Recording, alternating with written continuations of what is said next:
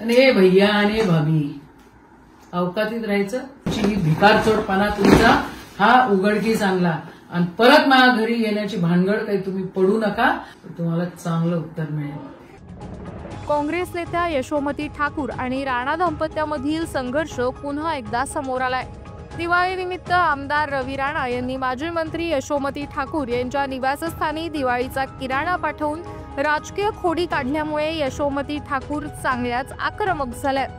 भैया भाभीनं अवकातीत राहायचं अशा कडक शब्दात यशोमती ठाकूर यांनी राणा दाम्पत्याला इशारा दिलाय. भैया आणि भाभी अवकातीत राहायचं.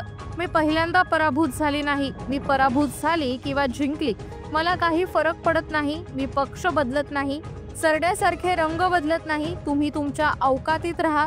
पुन्हा कधी अशी भानगड केली तर तुम्हाला असं उत्तर देईल की तुम्ही याद राखाल, असा इशारा काँग्रेस नेत्या यशोमती ठाकूर यांनी राणा दाम्पत्याला दिला. हे चित्रविचित्र लोक आहे. नवरा कुठे, बायको कुठे, कधी सत्तेमध्ये, कधी आमच्या सपोर्टने, कधी भाजपच्या सपोर्टने राजकारण करत असतात, असा टोला देखील ठाकूर यांनी राणा दाम्पत्याला लगावलाय. शेतकऱ्यांना काय मदत करायची ती करा, त्यांना मदतीचे पैसे देता येईना आणि अशा इथं भानगडी करता. हे चिल्लर धंदे तत्काळ बंद झाले पाहिजे. जनतेच्या भावनांचा अपमान करून राजकारण करणाऱ्यांना अमरावतीकर कधीच माफ करणार नाही. राणा दाम्पत्याने आपली राजकीय नाटकबाजी थांबवावी, अन्यथा लोकच त्यांना योग्य जागा दाखवतील, असा इशाराही ठाकूर यांनी दिला आहे. आता याला राणा दाम्पत्य काही उत्तर देणार का हे पाहणं महत्त्वाचं ठरेल. काही विचित्र लोक या राजकारणामध्ये आलेले आहेत आणि त्यांनी अमरावतीचं नाव अतिशय खराब केलेलं आहे. एकदम हलकटपणाची वागणूक त्या ठिकाणी ते देतात. मलाही हा अनुभव ह्या दिवाळीच्या दरम्यान आला. हा माझा कार्यकर्ता आहे.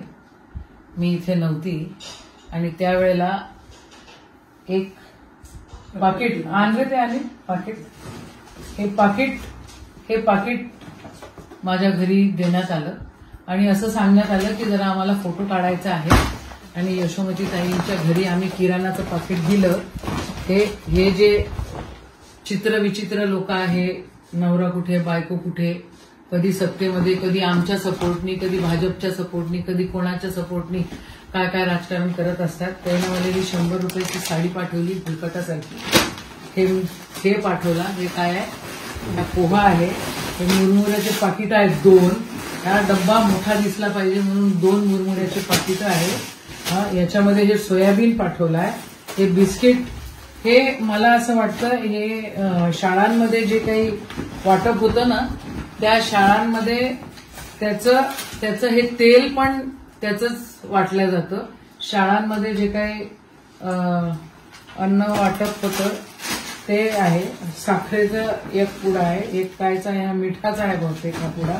हे बेसन आहे, हे शेंगदाणे आहे, ही कायची तरी डाळ आहे. परत जर असं केलं ना तर तुम्हाला चांगलं उत्तर मिळेल. माझ्या बापदादांनी कधी बारदाना चोरला नाही. मी एक प्रतिष्ठित घरातली मुलगी आहे आणि प्रतिष्ठित व्यक्तीची बायको आहे. मी असे चिल्लर धंदे तुमच्यासारखे कधी करत नाही आणि तुम्ही जर चिल्लर धंदे करत असाल तर त्याचं उत्तर आम्हाला देता येतं. शेतकऱ्यांची दिवाळी काळी गेलेली आहे. अरे हरामखोरांनो, तुम्हाला जर ह्या प्रकारे तुम्हाला जर आमचा अपमान करायचा असेल तर त्याला काय अर्थ उरतो का? तुम्हाला जर काय किराणा द्यायचा असेल, काय करायचं असेल तर शेतकऱ्यांच्या घरी जे त्यांचे पैसे दिलेले नाहीयेत ते द्या ना तुम्ही. हे काय लावलेलं आहे भानगडी? आणि हे भैया आणि भाभी अवकातीत राहायचं.